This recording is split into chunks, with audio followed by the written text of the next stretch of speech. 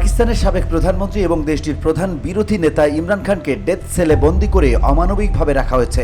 এমনকি আইনজীবী ও নিকট আত্মীয়দের সঙ্গেও তাকে দেখা করতে দেয়া হচ্ছে না, এমনটাই দাবি করেছে ইমরান খানের প্রতিষ্ঠিত দল পাকিস্তান তেহরিকি ইনসাফ পিটিআই। বৃহস্পতিবার রাতে এক প্রতিবেদনে এ তথ্য জানিয়েছে পাকিস্তানি সংবাদ মাধ্যম এক্সপ্রেস ট্রিবিউন।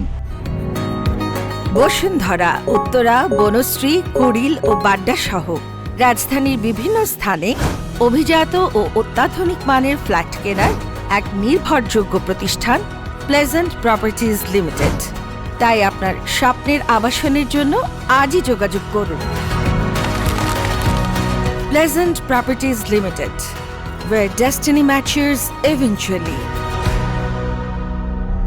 সংবাদ মাধ্যমটি বলছে, ইমরান খানকে ডেথ সেলে বন্দী রাখা হয়েছে বলে বৃহস্পতিবার এক সংবাদ সম্মেলনে পিটিআইয়ের কেন্দ্রীয় তথ্য সচিব শেখ ওয়াকাস আকরাম অভিযোগ তোলেন। তিনি জানান, ইমরান খানকে দিনে 22 ঘন্টা একা একটি কক্ষে আটকে রাখা হচ্ছে। তাকে পত্রিকা, টেলিভিশন বা বই পড়ার অনুমতি দেওয়া হচ্ছে না, এমনকি আইনজীবী ও নিকট আত্মীয়দের সঙ্গেও দেখা করতে দেওয়া হচ্ছে না।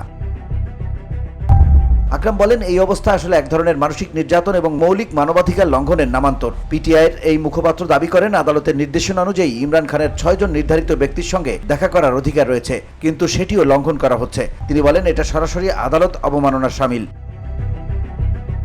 VOD Bangla news desk.